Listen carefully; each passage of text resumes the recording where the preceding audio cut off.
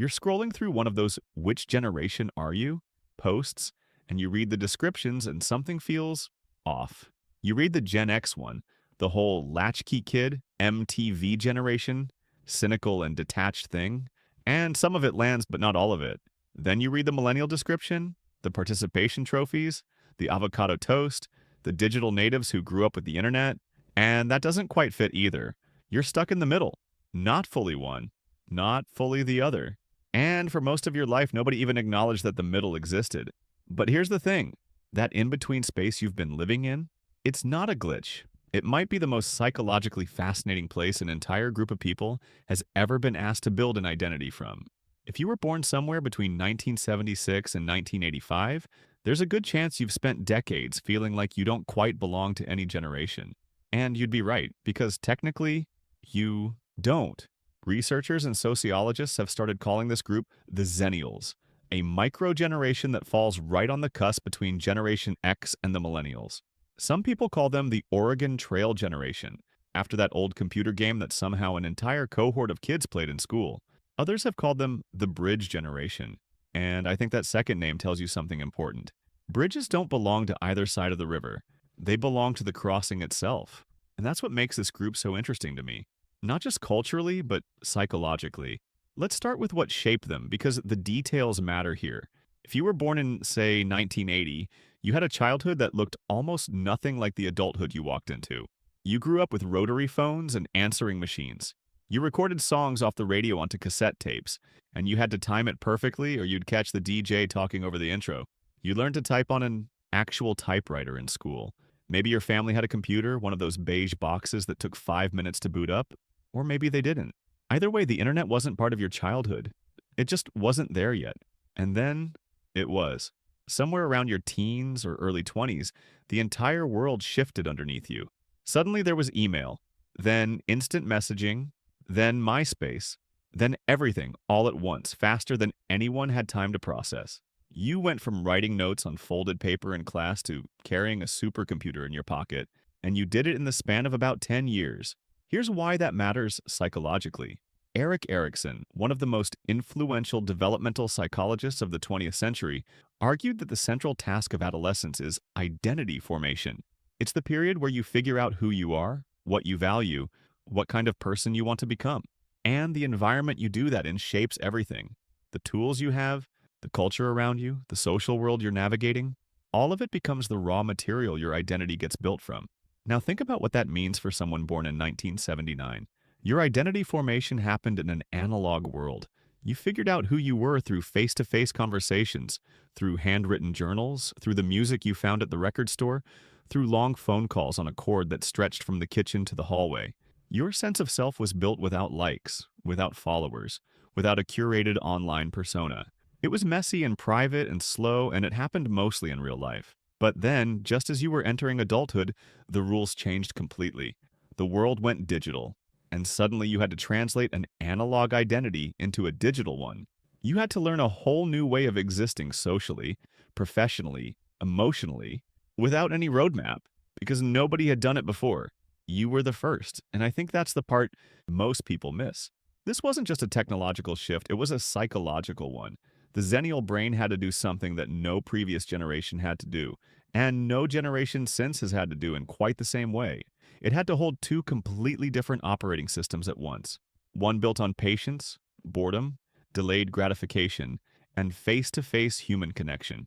The other built on speed, constant stimulation, instant feedback, and digital interaction. And it had to integrate them into a single identity without falling apart. That's not easy. That's actually kind of remarkable. There's a concept in psychology called cognitive flexibility, which is essentially the brain's ability to shift between different ways of thinking, to hold contradictory frameworks and move between them depending on what the situation requires. And research suggests that people who develop cognitive flexibility tend to be better problem solvers, more adaptable, more resilient in the face of change. They can see things from multiple perspectives because they've literally had to live in multiple realities. And that, I think, is the quiet superpower of the Xennial generation. They didn't just witness the biggest technological shift in human history. They lived on both sides of it. They have the analog skills, the patience, the ability to sit with boredom, the deep in-person social wiring, And they have the digital fluency, the tech adaptability, the comfort with rapid change. They're bilingual in a sense, fluent in two completely different versions of the world.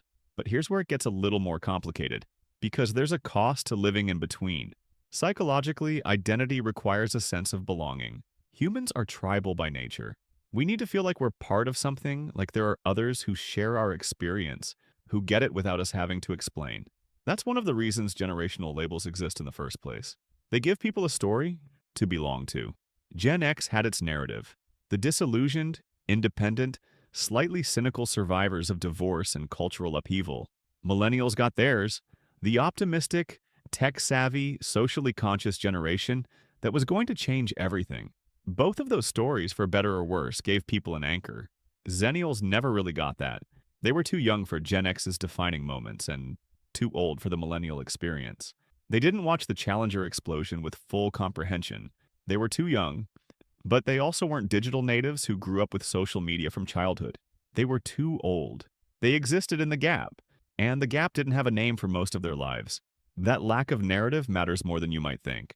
Research on what's called narrative identity, the stories we tell about ourselves and where we come from, shows that having a coherent personal and generational story is deeply connected to psychological well-being. When you can place yourself in a larger context, when you can say, I'm part of this group, and here's what shaped us, it creates a sense of continuity and meaning. Without that story, there's a subtle but persistent feeling of being unanchored, of not quite fitting, of being overlooked. And honestly, this one surprised me too.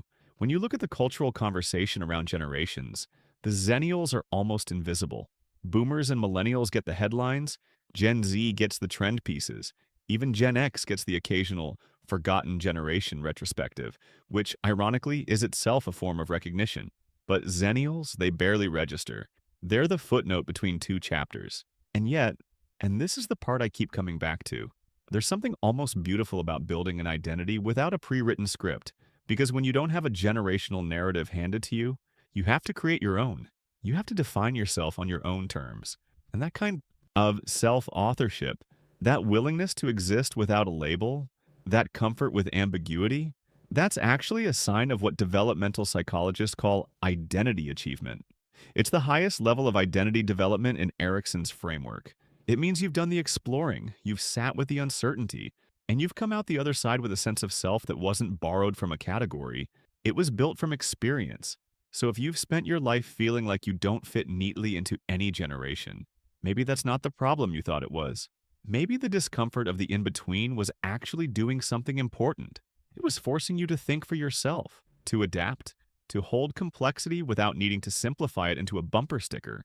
There's a reason the Xennial generation has been called the bridge. Bridges aren't glamorous. Nobody writes songs about bridges. But without them, the two sides never connect. And in a world that is increasingly polarized, increasingly divided into rigid categories and tribal identities, the ability to stand in the middle, to see both sides, to translate between worlds, that might be the most underrated psychological skill there is. The generation that nobody talks about might be the one that understands the most about what it means to live between two realities and still find a way to be whole. If any of this felt familiar, if something in this landed in a place you don't usually let people see, I'd love to hear about it. Tell me in the comments what year you were born and whether you've always felt like you were caught between two worlds. Because I have a feeling you're not alone in that, and sometimes just knowing that is enough.